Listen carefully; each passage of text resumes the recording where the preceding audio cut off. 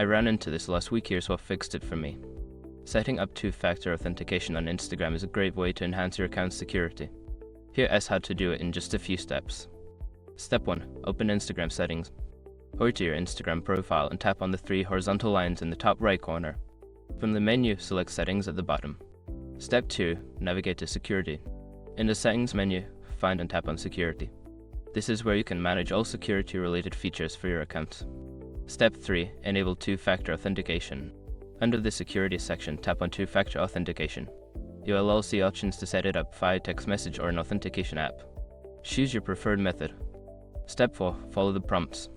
If you choose text message, enter your phone number and tap Next.